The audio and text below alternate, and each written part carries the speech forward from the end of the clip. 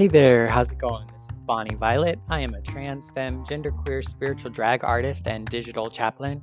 And in case you don't know where you are, you have found yourself on the Dragon Spirituality podcast and in our special series dedicated to our time at the Dragon Spirituality Summit that took place in Chicago in October of 2022. The next few episodes will be panel discussions that we had with drag artists from across the United States, Canada, and beyond. And we just wanted to share the audio with folks who are interested in drag and spirituality. So stay tuned and listen up and bear with the sound. My hope is that we'll work on it being great, but you know how that goes sometimes. So we did our best to try to capture some sound for our first ever Dragon Spirituality Summit in the hopes of being able to upload it here on a podcast for folks who couldn't be there in person. Thank you and enjoy. My name is John. I am a chaplain with the San Francisco Night Ministry. And my pronouns are he, him, his, with a Y. Holding space for queerness, not just because I like to sing those good old church songs. And welcome to all of our panelists here and online, Revel and Diana and Mark, and maybe a week later if she's able to join us. She stuck at the airport dealing with luggage. We all been there. Very queer sensation. We're familiar with those things too. As we gather back together, I want to acknowledge that as we gather in Chicago, we are on the lands of the three fire peoples, the Ojibwe, the Odawa, and the Bodawami. And this was also an area of trade, gathering, and healing for more than a dozen other native tribes. Today, Chicagoland includes one of the largest and most diverse urban native communities. The native peoples are here. They are alive. They continue a tradition. And may we walk together respectfully in community. So also to acknowledge that this is a conversation that might bring up some uncomfortable and difficult feelings. For those of us who have experienced such things as spiritual and religious trauma and abuse, and other topics that might have injured us as queer folk. And so, as a moment, let's all just take a breath and ground ourselves, whether we're here in the room or watching online.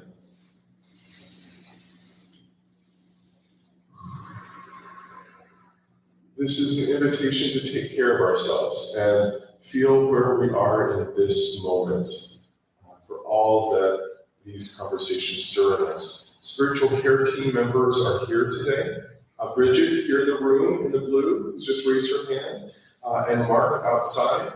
If you do need to talk to someone based on anything in this panel or another panel, or you just want to check in, have a non-sectarian or other type of blessing or prayer or a tarot reading tonight when our tarot readers are back, you are welcome to participate in your own spiritual care by seeking out those identified who have given their time and energies to that cause.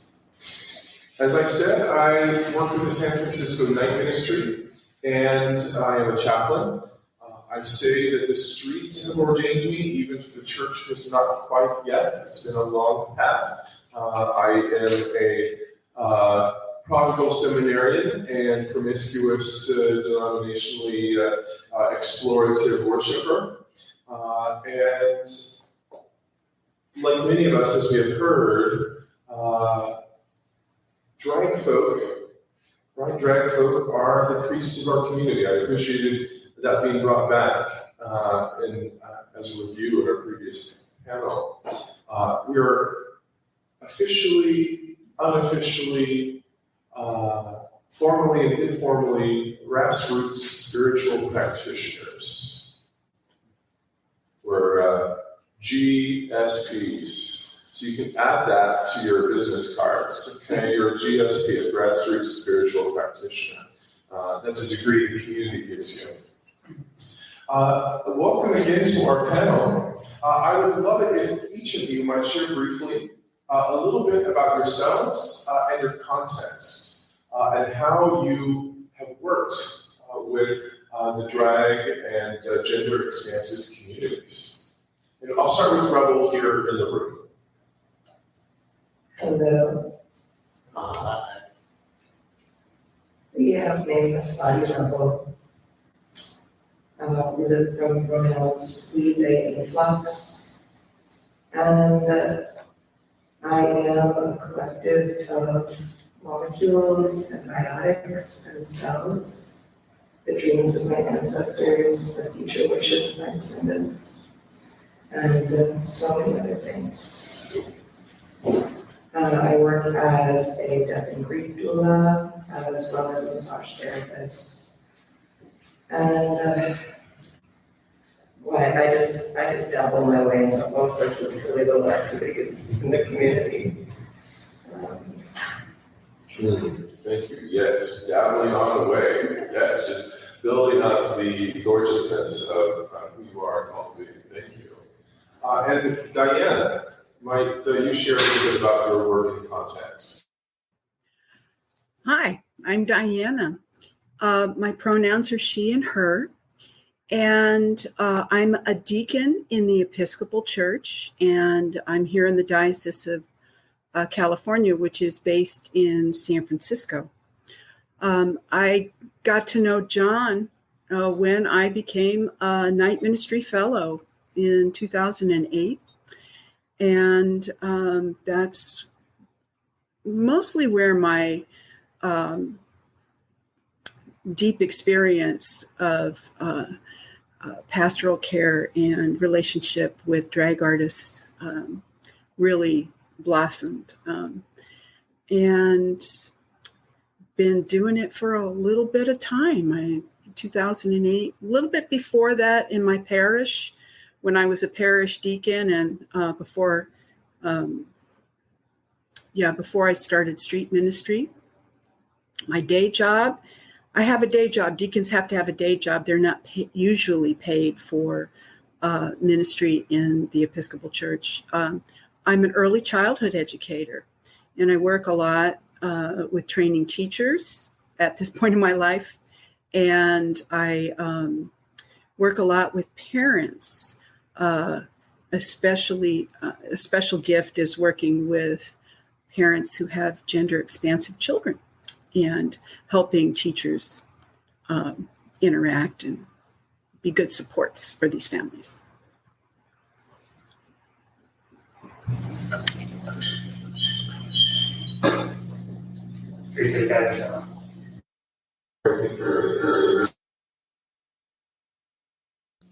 Mark, how about yourself? Can you share a little bit about your context of working with drag artists?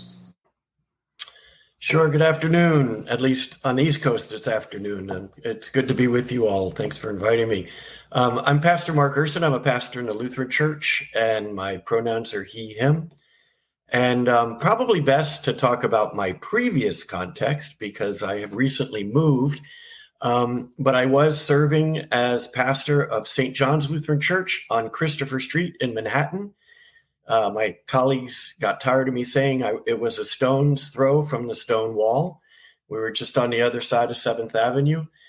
And I went there in 2011.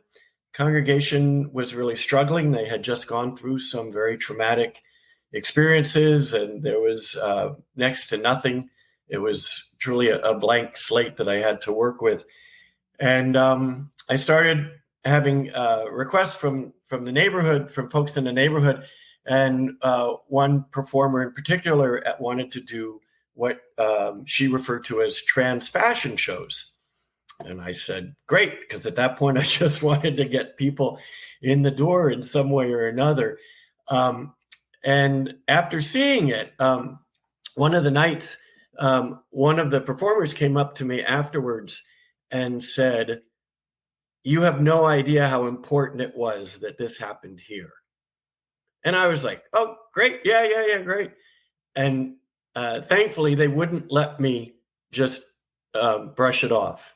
And they said again, no, you have no idea how important this was, that it happened here, that it happened in the sanctuary.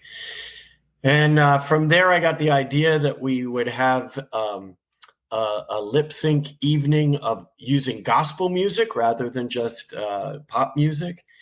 And what transpired over the next years was one of the most organic experiences I've ever had.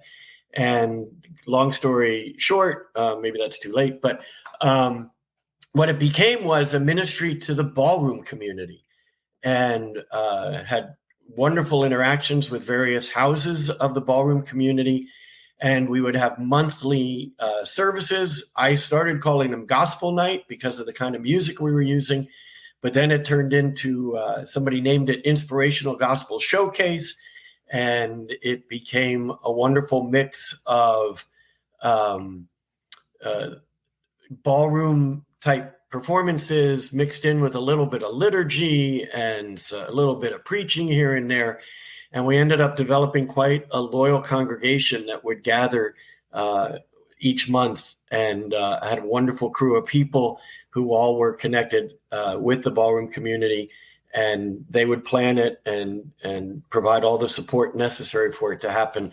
And I'm glad to say that I've left St. John's this past summer, but I'm really glad to see that the ministry is continuing. And just a side note, we also became sort of the unofficial memorial chapel because so many people, when they were looking to have a memorial event for one who had departed, they wanted to have a place where they could have an authentic celebration of that person's life, which wasn't always possible with the families of the person who had passed.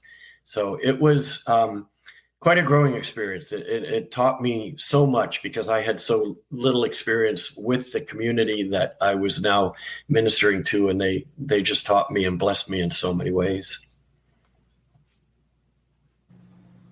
I appreciate how what you shared, Mark, touches upon the importance of ritual and the need that we all have to engage, to ritually engage spiritual practices, to mark and honor the ways in which we live our lives. That's one of the things, Revel, that you had spoken with me about as an important aspect of care and expression within the drag community. Might you share a little bit more about the importance of ritual? So ritual in context of drag, I mean, you hear so often the process of adorning the body and having the body as the altar to step into this sense of self that you get to imagine. And there's so much play and pleasure in that imagining of self. And you step into that role, in that presence. You come and perform and interact and move with spirit or the energy of the room.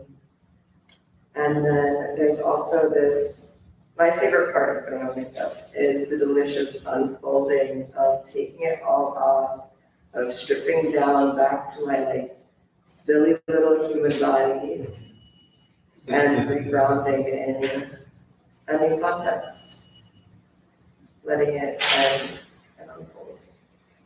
I appreciate we hear a lot about putting the ornamentation on. We often hear less about taking it off. And I appreciate how you framed it as a grounding activity, one that can sort of bring us back into maybe more the everyday flows of the world that seem to surround us. I'm gonna now engage some of my own practices more thoughtfully as a result. Thank you.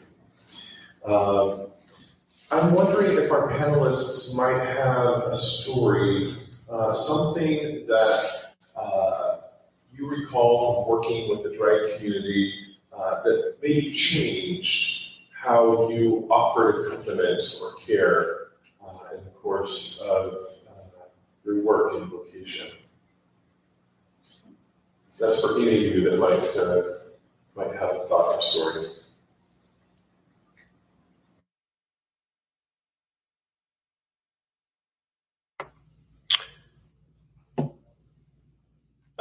I guess I'll jump in. And I remember one of the memorials, somebody was doing a tribute, a lip sync tribute for the person who had passed.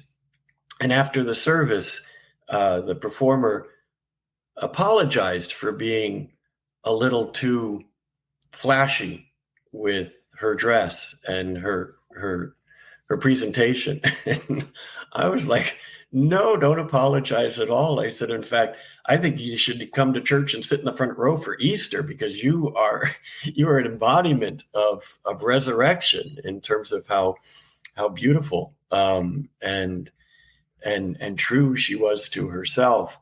And encounter like that and others just taught me that, there's so many voices that people have heard along their journey that tell them they don't belong in a faith community. They don't belong and what they appreciate about themselves doesn't belong in that ritual setting. And so much of my contribution to those services over the years was to help people think in new ways and hear new voices, and hear an invitation that was, radical, which is the invitation that I hear from Jesus. And so I'm just echoing that, and to really make sure that we are being strong voices of proclamation, as not that everybody's got all the right answers, but to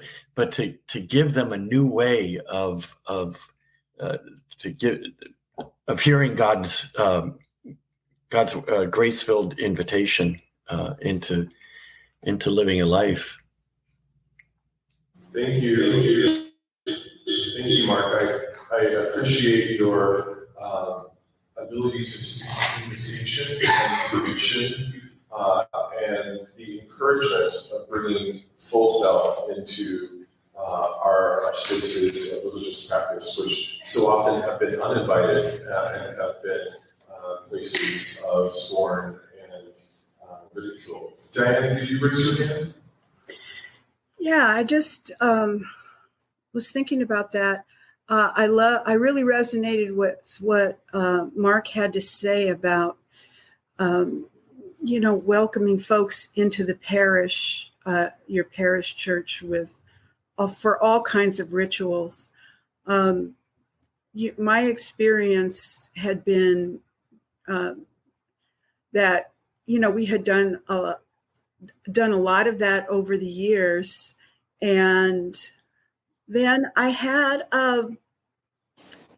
one of my friends had come to me and said, I know your parish church, welcomes folks. You've done funerals, we've done gospel drag brunches and extreme makeover drag edition, and weddings. But I'm just not comfortable, and I really want you to marry us. How would you feel about doing a wedding in a bar with a drag show, like we do every night, right? And I said, well, certainly, of course. And I said, but because of my role in the church, there's a few things that I'm required to do in order to get permission to marry folks. It happens for everybody. You have to do, premarital counseling and all the things, right? All the things. And so we did this beautiful wedding in this tiny little bar on it's OMG, John knows it. It's very tiny. And I mean, I think then I really realized that we had to bring the ritual, when invited, out into the community. And, the church is always there. We're doing all those things.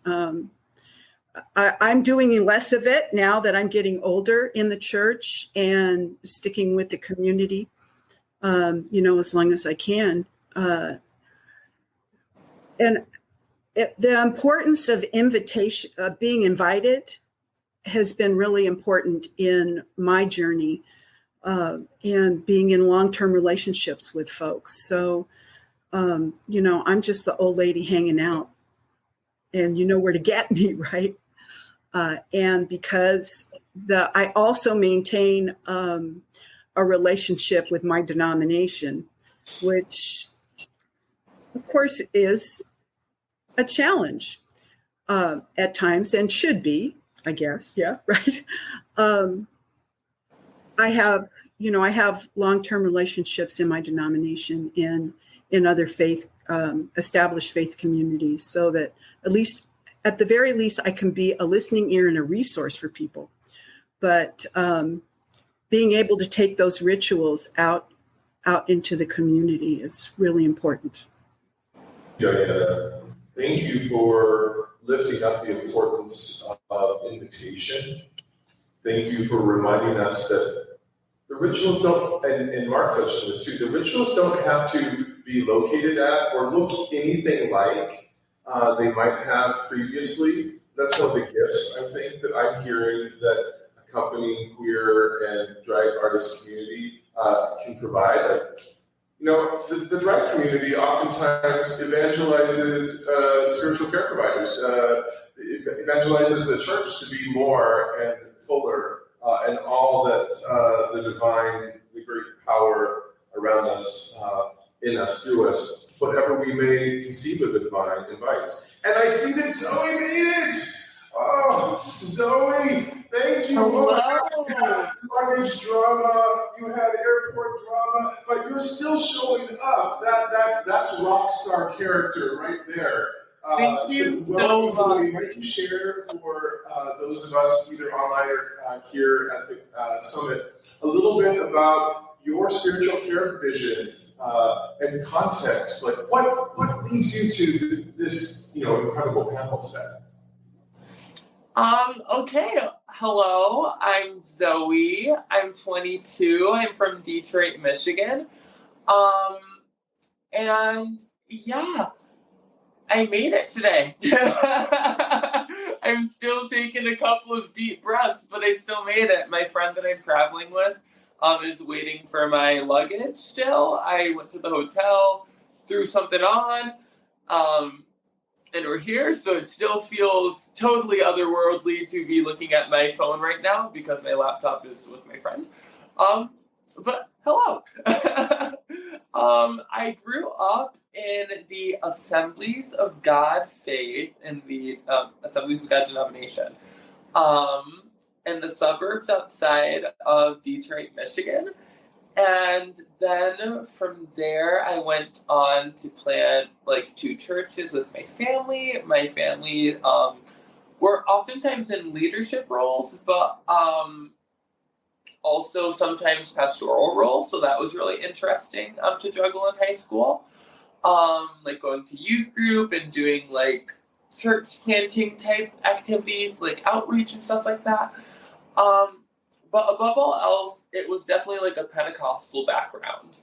And then I went off to college and I just thought about some things and thought about some of my opinions regarding what my past experience had been. And that's when I said, you know what, I think I want to take some time away from anything and everything and really just figure out what I know infallibly to be true. So then that is kind of where my 20s took me. And so we're still doing some learning, we're still doing some living, but it's been really interesting. And I would just love to point out that one of my favorite things that 22, that's how old I am now, what that has taught me, has just been that, like, while I stepped away from the Christian denomination faith, it's so interesting to me how many of the things that I'm picking up to be like true for my own life and my own self, my own morality, how much is lining up. So yeah, I guess I'm just a Zoe of my roots. Thank you, Zoe. Zoe, I appreciate you sharing some of your narrative, because one of the things I heard struck me as common within the queer and drag community. Many of us may have multi-religious belonging. Many of us maybe have stepped away from our traditions of origin because they have felt unsafe. We might be trying to dabble back with them again at times when they resonate or serve us. Or we might be looking only in other directions.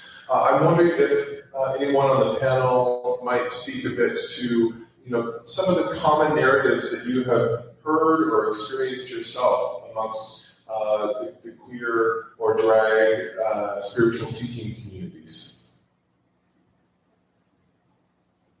Yes, Revel. So I personally, my mother is Catholic, so I've been in the White Catholic Church. My dad is a Black Baptist, so I've been in the Black Baptist Church. I've very much experienced the similarities between them and the differences and sense of expression in each of them as well. And the spirit definitely lives there in different ways. The feeling is different. The feeling in this church is different. And I've known a lot of my own queer friends who have, started out in the church very young and still feel a sense of attachment to that spirit. And at the same time understand that that space, that context they were pushed out of it. And what I also see, and this is very evident in drag, I have a lot of friends that are musicians as well, those spaces become spaces of communion and of worship as well. I feel the way divinity moves from the flow of curation and the conversation between them and their fellow performers and the audience. And I've heard a lot of these amazing artists here speak of the experience of that flow of energy when they're performing, they connect with the audience and how there's just nothing quite like it. And I think that we can find those pockets of worship with each other, with ourselves, sitting in circle, gathering in these different ways. And I think each time we do it, it is a little bit different every time. Every connection, every audience connection, is gonna feel a little bit different. And I just love that sense of presence, that you never quite know what exactly is gonna come up, but it's up, it's there, it is. I was reading a book from the Emergent Strategy series recently, and there's a conversation that can only be had by the people in this room. And that's just so exciting. Thank you.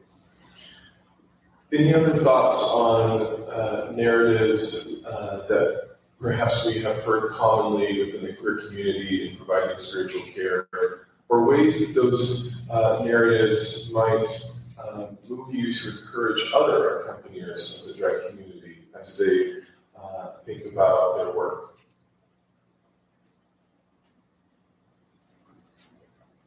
Diane. I'm looking for all the buttons. I know that as I was growing up, I had a very, very diverse experience with organized religion and religion in my family. My father's side of the family were angry Catholics who never went to church. And on my mother's side, they were Mormon, LDS. And but nobody was practicing anymore, right? But with a great history, people in my family were attached to their religious origins in some kind of way that was meaningful for them, but not necessarily religious, right?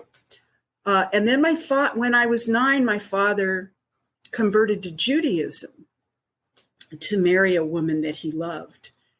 And so I went to Hebrew school and everything. I was like 9, right?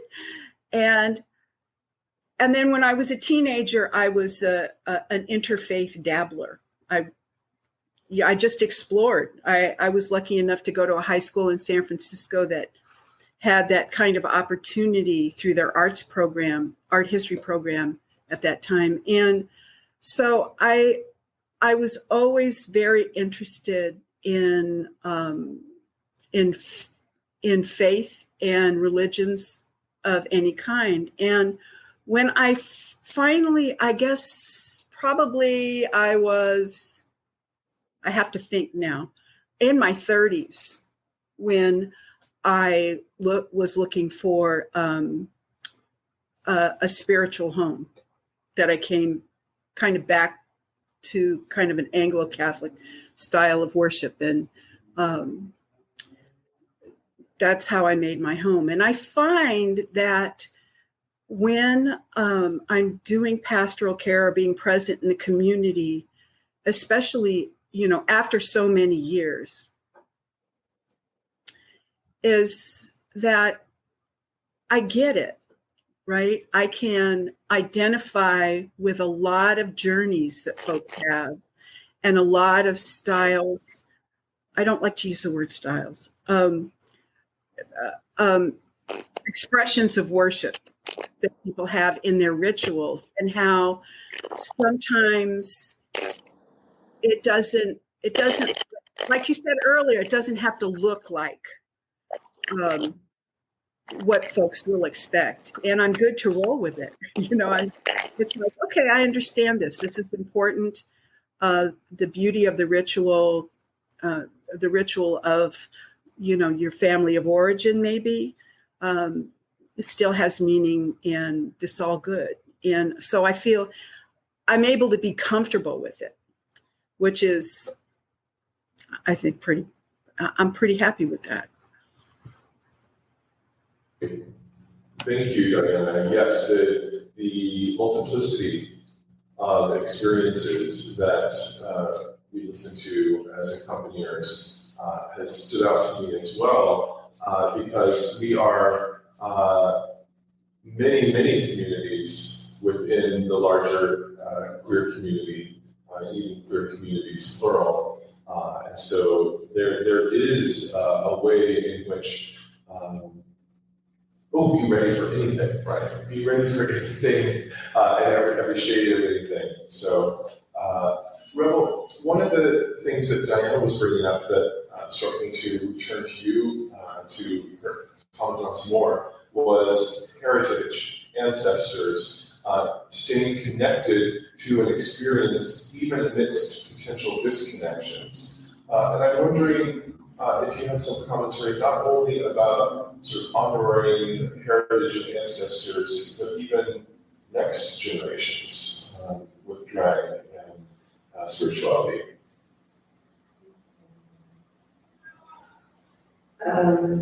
Yeah.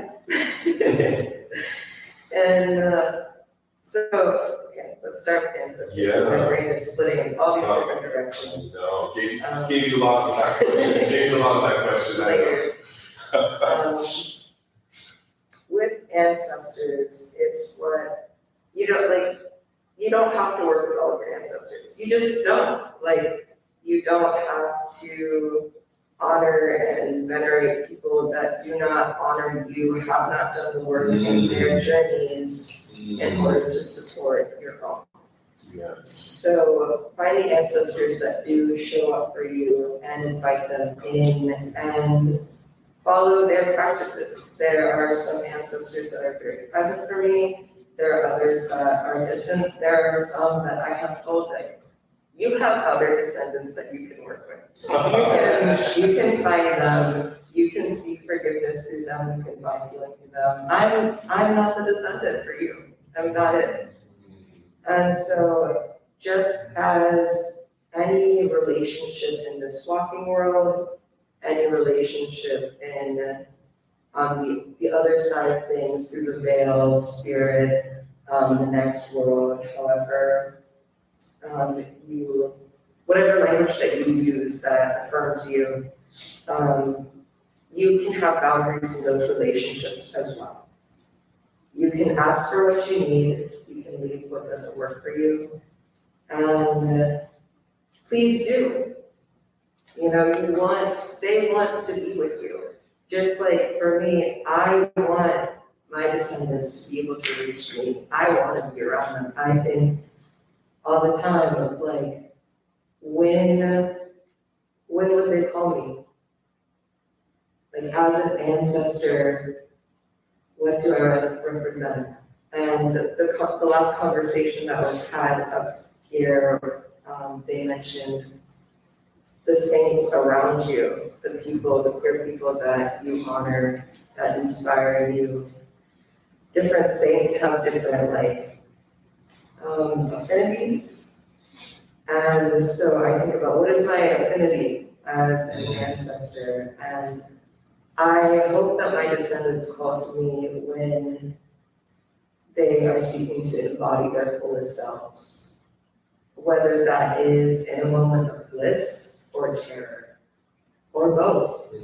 I want to be there.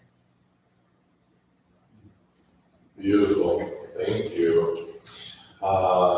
Yes, so whether it was, Diana's father converting to Judaism right before he died, and then going to Hebrew school, or calling in the ancestors trying to contact you. There are lots of different ways that our heritage play into how we grow or how we seek spiritual care. I appreciate the varied awarenesses being brought. And Zoe's back, hooray! Zoe, you disappeared right when I was going to ask you a question, so I'm so glad you're back. I'm glad to be back. Oh, and so I just wanted to ask Zoe, as you have been emerging and exploring, you are a drag artist, you have experience doing ministry work. What are some of the things that you're discovering? Like if there were someone who were coming up after you, what might be Zoe's, one or two things to watch for that you want to tell the next drag queen growing up out of a faith community? I would say, regardless of whoever you're ministering to, whoever is ministering beside you, one of the things that you have to keep at the forefront, I truly believe, is just like the spirit of individuality, the spirit of doing like what you should be doing, what you feel you should be doing. And not necessarily whatever you want to do, but be yourself and don't let anybody take that away from you. Don't let any organization take that away from you. Don't let anybody on the outside in the audience take that away from you. So I would say that for sure. Because there are definitely times when that's hard, and there's definitely times where that's easy. But I would say that through and through, time after time, it's important. I would also say to remember that everyone's human, and that we're here to spread and share love. That's my biggest thing. It's all about love. Life, to me, is all about love, giving the love, receiving the love, loving the love. So yeah, I would say don't lose touch with the love, because that's what's going to bring the fruits of everything else. Thank you, Zoe. Thank you. And out again.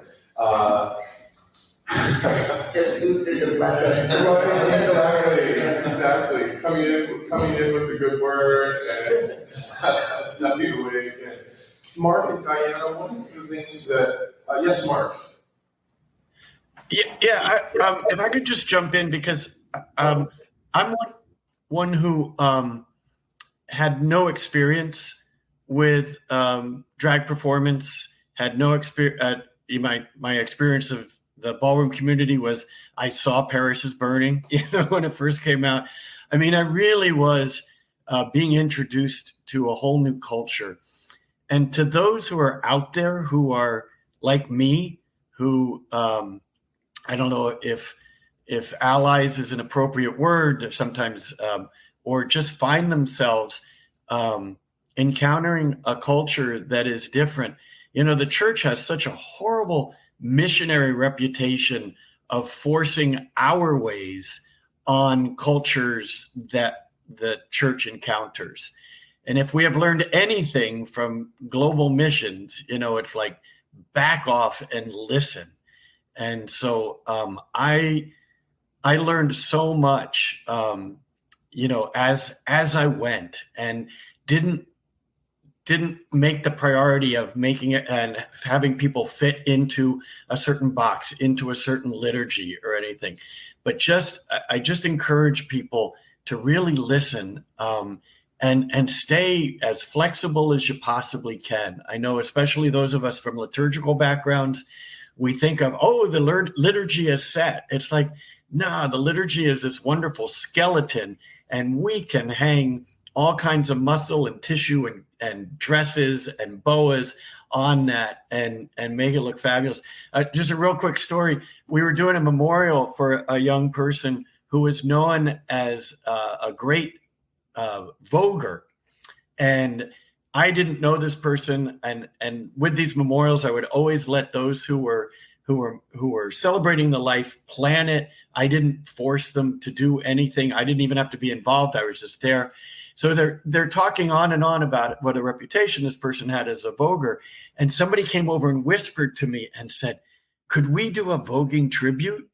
And I looked and I said, "Well, of course. I mean, how could this be a celebration of this life without a voguing tribute?" And suddenly at this memorial, a voguing tribute broke out with two people dancing, and the rest of the house, I think it was the House of Ebony, was giving them a beat to dance. And oh my goodness, it was the most joyous. And I said, I'm not known for voguing, but I'd like this to happen at my memorial.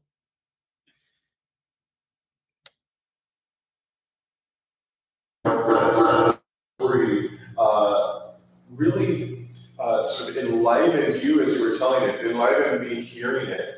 And I appreciate the idea of a liturgy wearing a feather boa with you on that. And yes, it's the ways in which we changed, right, as we engage with others, as we are in authentic community, authentic relationship with others. That's a question I have for each of the panelists. As you have engaged with the drag or the gender expressive, expansive community, what are ways that you and or your faith has changed? Oh, Diana, I saw you take a deep breath. Does the seat feel comfortable, Diana? Is the seat feeling uncomfortable? Okie dokie. So, I was a person who was very, obviously I didn't grow up in any one church. I had a lot of experiences as a child and a teenager and an adult that I felt that I had to explain myself for. I would say that I felt, a lot of shame about my background. And as I developed, as an adult and I did a lot of therapy, believe me. Developed and grew in my role as a church-going person. And in my vocation, as I came to understand my vocation as a minister in the church, I still carried some of that. When you go through a whole process and you're standing in front of, a whole national organization, and you just feel like this small, right? I'm this small. And yet I went through it, and I completed requirements. I didn't fudge. And, what did I have to be ashamed about? It was just all me, right? And when I began my ministry was San Francisco Night Ministry, and, I was walking on the first 2 years. It was awesome because it was a paid fellowship. So I was walking on the street in the middle of the night, 5 nights a week. That's pretty consistent. You see me pretty consistently, in the bars and the nightclubs and on the streets. And that whole experience changed me. First of all, I wasn't supposed to be on the street. My grandmother was rolling over in her grave or puffing in her urn or something. Women were not supposed to be out in the middle of the night. You just didn't do that. And so I had to get over a lot of stuff. And then I was really began to have very strong family types of relationships. I can't remember how old I was when I started. I was in my 50s when I started. I look good, don't I? Anyway, I started in my 50s. So I was like a total late bloomer. And I started doing things that I had never done before. And I had to learn how to sit on a bar stool. Oh my God. You fall off of those and break a hip. But over the years, I have developed very long-term family type of relationships with folks as an elder. So I'm like walking into my elderhood and realizing that I'm doing that. Well, sometimes when people love you, they invite you to do certain things. And I work with the imperial court system and with the Sisters of Perpetual Indulgence a lot, and help with their fundraisers, because that's the concern of the community, and their concerns become my concerns. That's part of being a family. And then they want me to do drag. And that was really life-changing for me, because now I have a lot of background as a young person in performing arts and teaching performing arts in schools. So this was just another layer of it. And to have the joy of somebody that you've been in a relationship with for a long time, you know what their day-to-day life is, you know what their sorrows and joys are, you know what they do for a living, and they're beating your face. And loaning you clothes and teaching you how to do the whole thing. It was so life-changing for me, because in order to put that on, you have to let go of a lot of things. And you have to, I found that I was able to express parts of myself that I longed to, and that the love that I shared with folks, this was a part of that expression of love. And so, yeah, sometimes I, at invitation, will show up and do your fundraiser for you. And it's really it has been life-changing for me. And I think, John, you've been there a long time. I think we've worked together for at least 10 years around each other and with each other. I think that's true. So, yeah.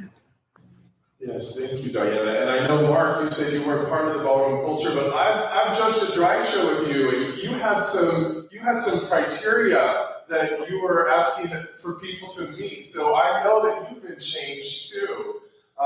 As we move towards wrapping up, I'm wondering if there was a thought, feeling, an idea that emerged for any of you that you would like to depart with as far as your experiences providing care for the drag artists and gender expressive, expansive community. Well, I'll also answer the last question about how it changed us, and maybe also answer the question that you just asked. It saddens me to hear faith communities be so strict, so set up so many obstacles, be so unwelcoming. Because to me, what has probably changed me the most is by growing in my understanding of the radical welcome of God, then I myself am more welcomed into the presence of the divine. And it's sort of, it's that when you show mercy, you will know mercy. And it just saddens me when people have an image of the divine that is so limited and limiting. The old phrase, your God is too small. And I think when we appreciate the all welcoming divine, then we ourselves grow in how we understand ourselves to be welcomed. We understand ourselves to be loved. We understand ourselves to be the recipient of infinite mercy. And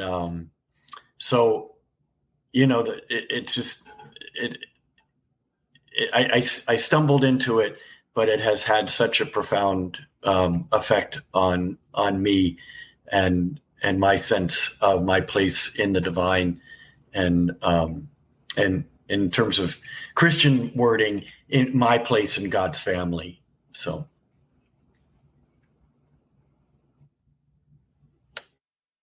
Thank you, Diana.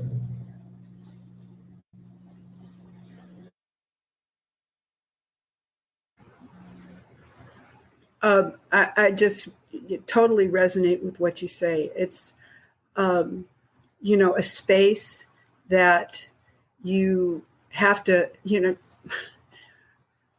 all of a sudden you understand your place in God's big love, right?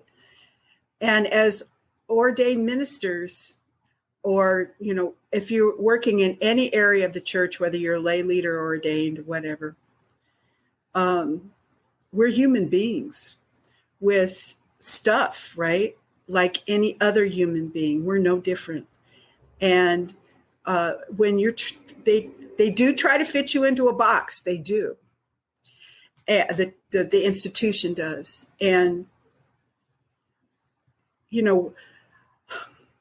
the institution, the people in the institution need healing. And I think, though, we minister with no agenda, we're supposed to empty ourselves and all this stuff. We are human beings. And I know for me, my experience with ministry in the drag community and the queer community has really, like you say, Mark, has really showed me that divine place, and that I'm loved and accepted, and go ahead, I'm blathering. Don't blather. Thank you, Diana. Yes, one thing for all care providers to know is when they're blathering and to be quiet. Well, Diana, I'm right there with you. But I especially want to give Revel the last word in this panel, because they've had to survive through being with a whole bunch of callers. So Revel, things, anything that has struck you or that you would like to leave the audience on with? I would just love people to be invited to staying curious about yourselves, about the world around you, and allow yourself to be curious about your environment. It's going to look a little different for everyone, and it's going to be made up of so many different other things pulled together. It's a mosaic. Thank you.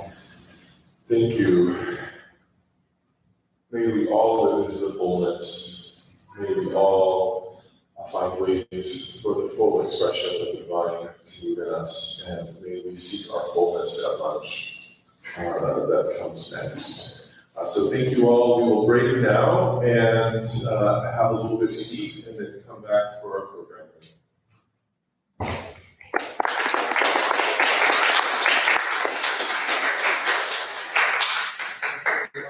There's pizza in the spiritual care room.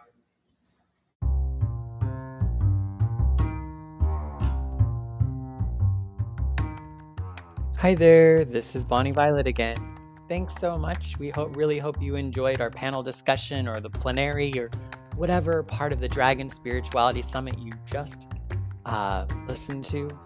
We wanted to give a big shout out to a queer chaplain for hosting this event along with the Urban Village Church in Chicago. You can check out the links in the description to connect with each of those orgs and learn more about their work. Also, to continue to support the work of the Dragon Spirituality Podcast, feel free to also check out our Patreon, where you could contribute on a monthly basis to help support the work of this podcast, along with all the productions from a queer chaplain. Thanks so much, and like I said, check out those links and show us some love, and let us know what you think. Like, what did you enjoy? What did you enjoy? Yeah. What would you like to hear more of? Yeah, let us know. We'd love to hear from you, and work in designing next year's Dragon Spirituality Summit 2023 to take place in San Francisco, California. Take care and be well. Bye-bye.